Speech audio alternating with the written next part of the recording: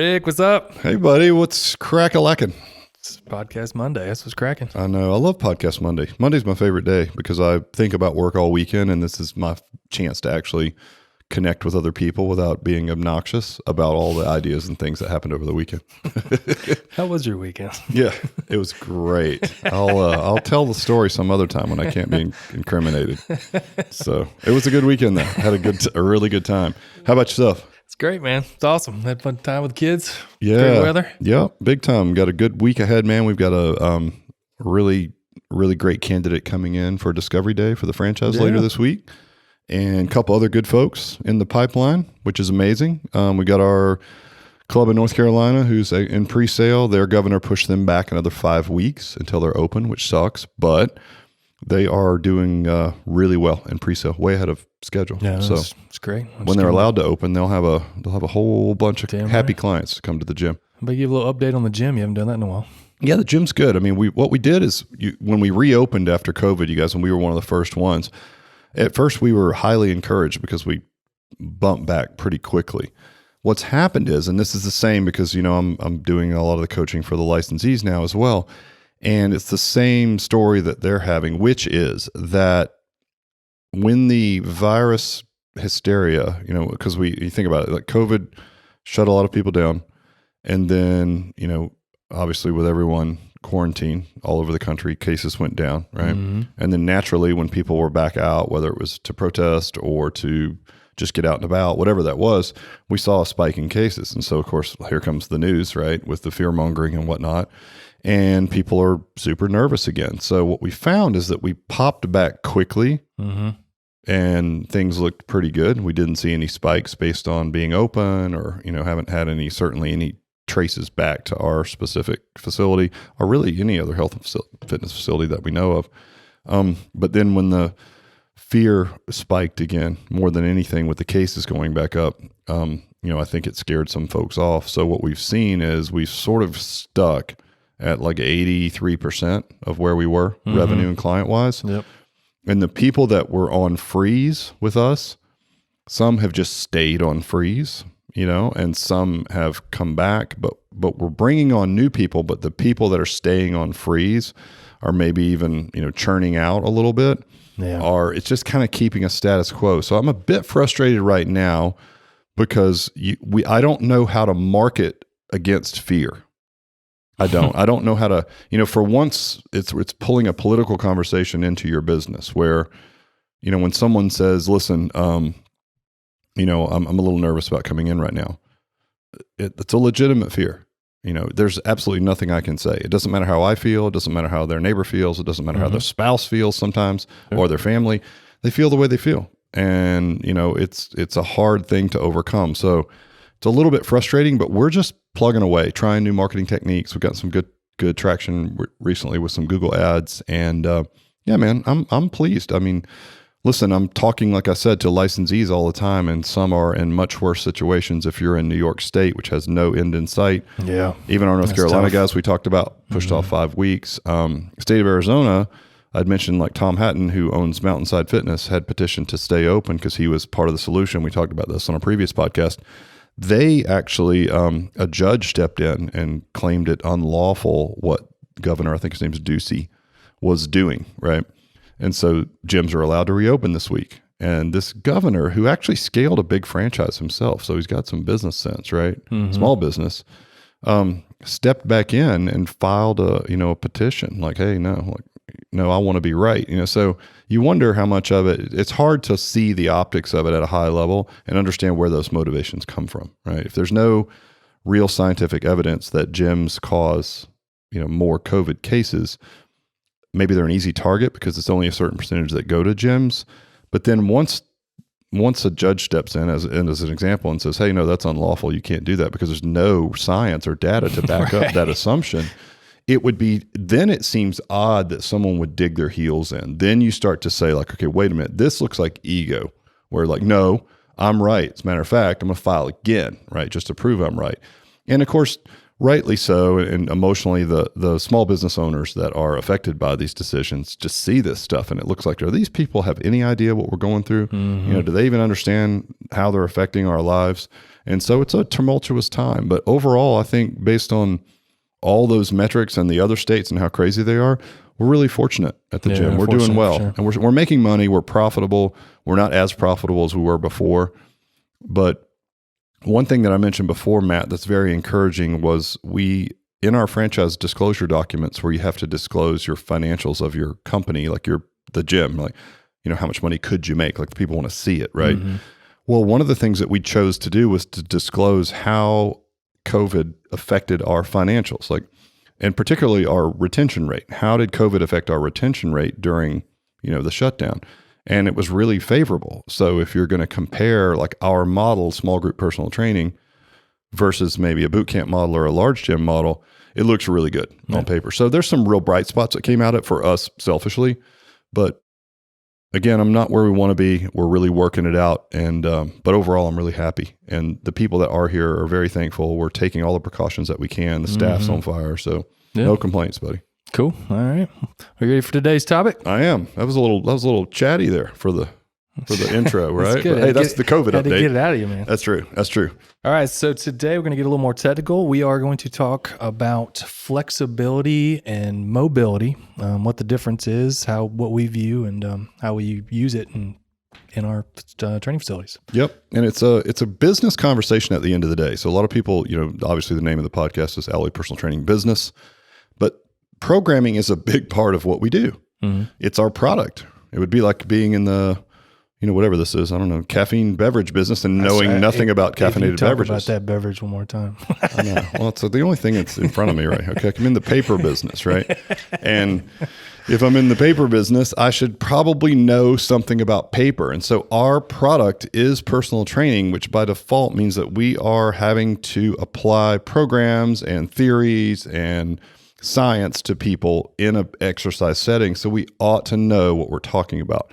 The way that I heard this stated really well was if you're going to have a great hot dog stand, you better start with a good hot dog.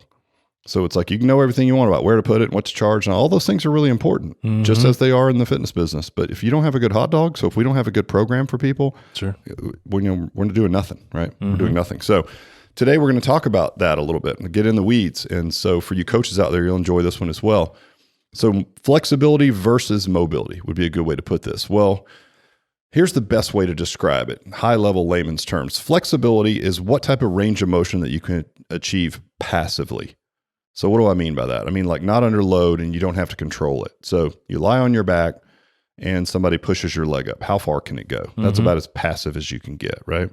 So that's flexibility. So when people say I want to be more flexible, they probably mean what we mean when we say mobility. Yep. Because mobility is how much range of motion that you have, right?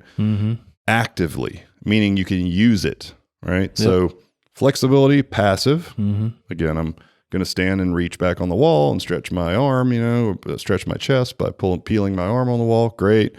Or, how much range of motion do I have in a T-spine mobility if I'm hitting a tennis ball or a golf ball or something like that? Completely different.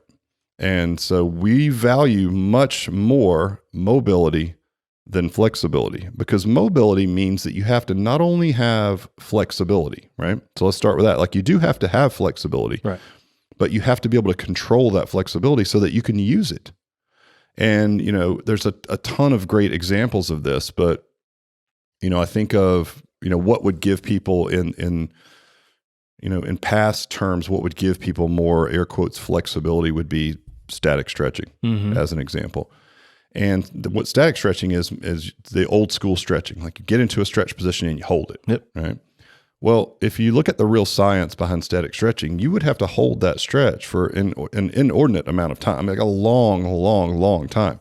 Yeah, it's like at least 20 minutes or something. Yeah, an amount of time to really change structure and fascia, right, to make that muscle more flexible. Yeah, it's an amount of time that our typical general population customer is not going to commit. Right. Now, if you're a Russian gymnast and you're living at the compound and you're spending 8 to 12 hours a day training, Yeah, you'll spend 45 minutes in a split with somebody sitting on your back and you're in tears, right? That's how you're changing fascia to get flexibility. And then you go use it, right, in a floor routine or something, and that's where the mobility comes in. Because if all you did was work on the splits all the time, but you never really used it, and then you went to throw like a high karate kick, you might not even be able to do it because your core would have to stabilize the leg on the floor and control anything. Right. So when we look at flexibility, certainly as it applies to like static stretching, it's just one component of mobility. And mobility is a combination of flexibility and stability, which means the right muscles are firing when they're supposed to, and the right areas that are supposed to be relaxed can relax. And those things are so like intertwined, right? And the relationship is so close that it's really hard to peel those apart. So again, for those of you guys listening, maybe it's a client here at one of our clubs. Keep in mind, flexibility, just doing static stretching is not going to get you what it is that you're really asking for, which is I want to be able to bend down and tie my shoes, right, without grunting or being in any pain. And I'll also say that if you get a bit older, so like at my age, your joints actually get tighter over time. And so you're going to lose a little bit of flexibility, right, over time just because your joints are going to tighten up. And if you're hypermobile, that's a good thing. Like I have a shoulder that I almost knocked out of socket a couple of times. So it's actually been healthier as my joint has tightened up a little bit as I've aged, right? But for other folks, you can do all the static stretching you want, but if you have a structural impediment to that movement, right, you're not going to be able to do that anyway. So I just want everyone to think about think deeper into what flexibility means, through the general pop. So for us, we're going to say mobility is more valuable. And the reason is because you can actually use it in real life. It means, okay, now not only can I reach down and touch my toes, right, which could be somewhat passive, but now I can reach down with a neutral spine in my garage and pick up a heavy bag of mulch or cat litter or whatever it is that you're picking up and do it and not hurt your back because you can do it with a neutral spine and you have the hip mobility and everything's firing when it's supposed to. Sure. That's how you use it. And I think that's what people really mean, right? So how do we go about finding out how to approach it correctly with people? Because if you ask most people, they're say their back hurts or something, it's like, oh, my hamstrings are tight. That's kind of their normal response. Right. So how do we go about actually finding out what we should do to help them fix those problems and help get them more mobility? Well, we use the functional movement screen, and I think there's probably more than one tool where you can measure, but we really like the movement screen because what I think the movement screen does is it does measure mobility, right? And let me give you an example. So in the movement screen, you guys, this is the thing, if you're a member of the gym or if you've ever seen it, it has a dowel and a board, right? And it's functionalmovement.com, I think, is go check them out. And they're good partners of ours. Well, they have a test called the overhead squat. So imagine holding a dowel over your head, or for if you don't know what, a broomstick as an example, right? Over your head. And you get yourself into the right position, you get your heels lined up and everything. It's pretty technical to get set up into it, so that you're standing in the right position. And then you simply squat down as deep as you can. Well, we have people that come in that we put them into that position, and there's a scoring system for how they do in this. And they squat maybe a third of the way down, and then we see sort of a breakdown, like maybe the knees knock together, right? They lose a little bit of like their stability and they just stop and come back up. So if you only were thinking through the lens of flexibility, you would say, oh, that person's not flexible enough. They need to work on some things. And it would be like, okay, well, overhead squat's got a lot of things going on. So what would that thing be, right? And then you would say, well, I think it's this, or I think it's that, right? And you would try to fix it from a flexibility standpoint. But what if you took that same person, and this has happened here, and you put them on their back and they put the dowel over their head. So it's as if they were standing, right? Flat on the back. Yep. Flat on your back. You keep a neutral lumbar spine and you put your arms overhead with the dowel and you ask them to pull their knees up towards their chest. And essentially without a load, they're able to pull their knees up into a position that looks like a perfect deep overhead squat. So is it really a flexibility issue? The answer is no. It's a motor skill issue. It's a mobility issue because they lack, this person then when standing, when under the load of gravity, lacks the stability to stabilize their spine with core firing, whatever sequentially is happening, right? In a way that allows them to do a deep squat. So it's not a stretching issue because if you looked at that and just said, well, I need to stretch this person more so they can get deeper in the squat, you'd be completely wrong. As a matter of fact, this person may be hypermobile. Maybe all they need is stability. Yeah. And losing a little bit of, quotes, flexibility, right, that can't be used anyway might be the best thing for someone like that, right? They have no control. Yeah, they have zero motor control, right? So I just want to challenge that notion of like more flexible. The idea, your point about hamstrings is interesting as well. So you have to really also look at what is the function of that person, right? So we'll talk about, first of all, just again, high level. This is sort of layman's terms for any of you high level technicians that are listening, but just bear with me. Let's say that someone comes in and they present tight hamstrings. Again, I'm air quoting like crazy today. Yep. Well, you might say, if you didn't know better, I need to stretch my hamstrings. As a matter of fact, that's the feedback that we get from clients, right? 99%. I need to stretch my hamstrings. It's like, all right, well, let's have a look at that. So maybe you look at their posture and maybe they are stuck in this sort of lumbar extension, which means their belly's sort of sticking out a little bit. There's a lot of things that can cause that, right? Yeah. It could be tightness, could be hip issues, could be lack of anterior core strength. There's a lot of stuff going on there. Well, if you think about the way your body works, your hamstrings attach. They don't, and by the way, muscles don't get any longer or shorter over time. They just don't. Like they're attached at one spot and they're attached at the other and they're fixed. And you can take them through a certain range and you can make them healthier in that range, but they're not getting actually any longer than they were before, right? So if the hamstring is attached at the hip, say in the glutes, it's in your butt, for lack of better terms, and you were standing in lumbar extension, then you would think that you would have your hips hiked a bit, right? You're probably stuck in this position. Well, wouldn't that theoretically, if your hamstrings attach at, let's just say they go below the knee, but at the knee to the butt, if in fact they're attached in the same two spots and you raise the hips a bit higher, wouldn't it put your hamstrings on stretch already? It's kind of like permanent stretch. Yeah. So, and listen, we're not even saying that maybe this person even has some nerve issues, right? They might have some sciatic problems where they're feeling this referred kind of tightness and thickness through the back. Could be nerve issues, right? From a bulging disc or something. If you take that person and put them on their back and stretch their hamstrings in a traditional way, or put them, throw your foot up on this bench and lean over, or, maybe even worse, like sit and reach, right? This kind of, or touch your toes, right? You could be doing more damage than good, especially if they have a bulging disc and some kind of nerve issue. It's just going to irritate it. And the thing about it that's tricky is it might give that individual an immediate feeling of warmth, a rush of endorphins.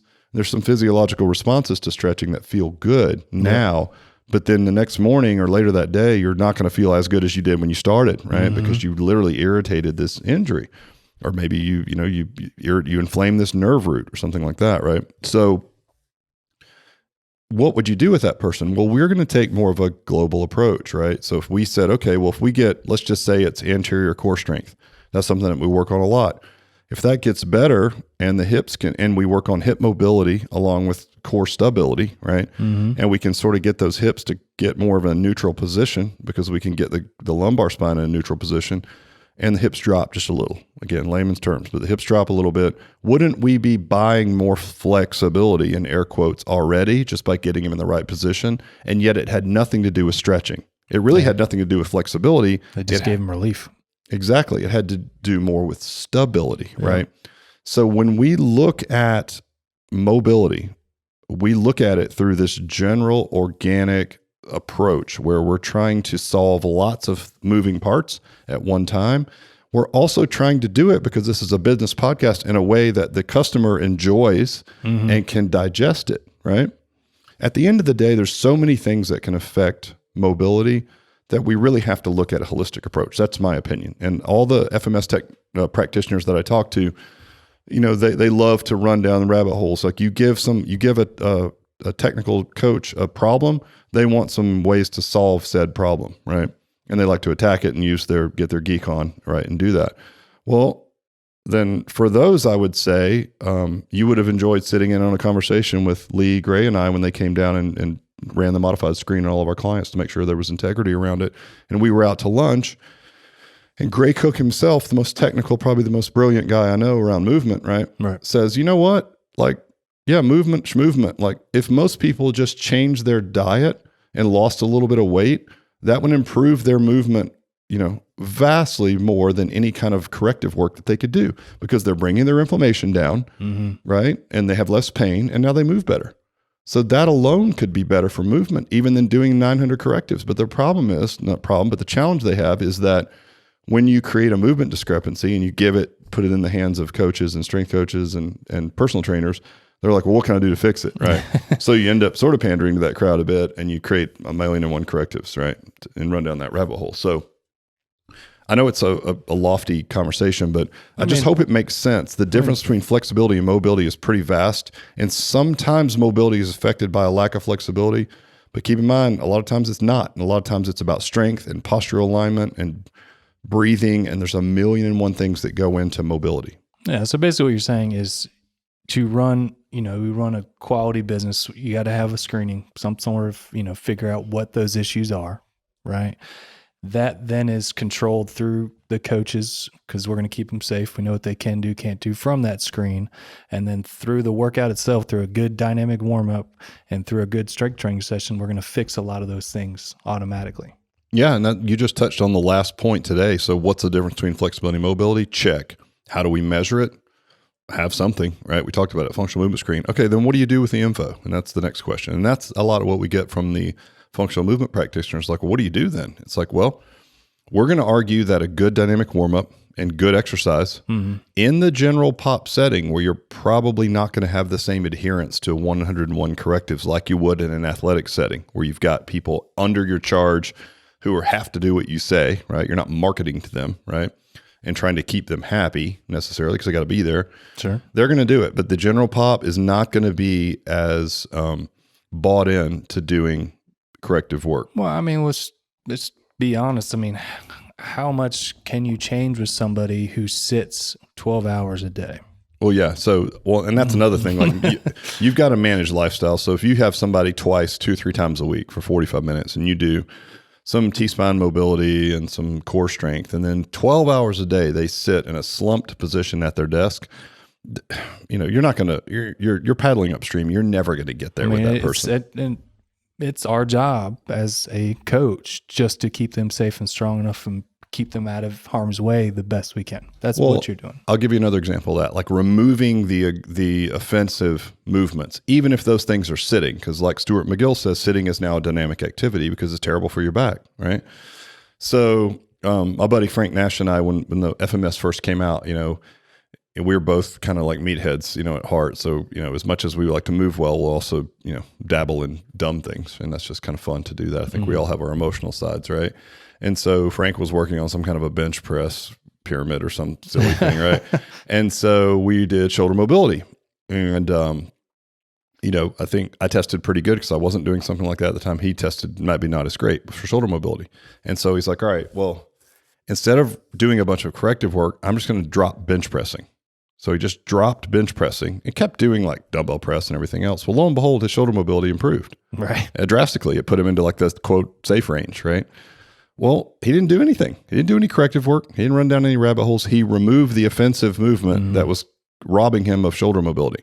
Now, again, if his only goal was to bench press more weight, I mean, if you took the Thor, right, who set the world record in deadlifts, what do you think his movement screen looked like? It probably wouldn't be great. Maybe have a good overhead squat, but like, I'll bet you he wouldn't be that mobile in shoulder mobility, but it's a sport, right? And so you are sacrificing in some ways to be a great bench presser or, something like that. I get it, right? But if you look at that, removing that egregious movement through the lens of everyday life, it's like, okay, well, you would be better off getting your clients to eat better, to do more neat calories, just move around more during the day, stop sitting so much, get your workstation dialed in so your posture's not terrible all day long, right? Those things can go way, way further than the 2 hours a week you've got someone in the gym to do, a few little T-spine extensions, right? Right. So we'll just leave that out there as a blanket statement, that there's a lot of ways to improve mobility that are very compelling. The way that we do it here, though, is exactly what you said. So we do a dynamic warm-up that's built to get people warmed up and ready for the workout, but it's mostly built, or one of the reasons that it's built is to address the common movement discrepancies that we see through the tool that we use, which is the functional movement screen. And what do we mean by that? Well, if you do a continuum of the body, it's, again, basic examples, but if you start at the bottom and you say, okay, stable or mobile, and you pick a joint and you say, okay, what about the ankles? Okay, your ankles need to be mobile, right? Because if you have stable ankles, you're walking in casts, right? They need to be able, and you can't squat down very deep because you have to get yourself into dorsiflexion to be able to squat deep, right? People that have a great squat typically have great ankle mobility. Okay, good. So ankles need to be mobile. Which is, before we even go, that's probably like the biggest one that nobody even pays attention to. Right. And I mean, honestly, at the end of the day, like, okay, let's take a break right there for a story time, right? Another story. But when we first were certified with the movement screen, we were really trying to do everything that they suggested with all these correctives. And so we had a lady come in. I can distinctly remember, you've heard me tell the fart story about the trunk stability push-up. Yes. That one's bad enough. But another young lady, she had a goal of losing 40-something pounds, and she lacked some ankle mobility, right? Well, again, per Gray Cook, get her eating better, get her moving more. That's probably going to improve anyway. But we're trying to run this thing just like we learned it. And so I've got this lady leaning against the wall, almost in sort of a, if you'd say like a dorsiflexed position for her back leg. And then we're trying to work her ankle through this dorsiflexion mobility drill where you're swinging the front leg back and forth. It almost looks like the hip mobility drill that sprinters do, right? And she literally looks over her shoulder and says to me, "Is this from my butt?" Because absolutely no. Right. Yeah. Well, exactly. Right. Yes, it is. I mean, but she's basically sarcastically saying, "What are we doing?" Right. Like, I have 2 days a week. I came in here. I finally made a decision to come to this gym after all these years. I told you in my starting point session that I wanted to tighten up my glutes, and I had these specific goals. So what am I doing again? And basically what she was saying is, you're wasting my time. And so that's where, if you're not careful and you do too much corrective work, you're going to lose someone that has a fat loss goal, which is overwhelmingly the number one goal. You're going to lose them to a hot and sweaty franchise brand or something, right? Yep.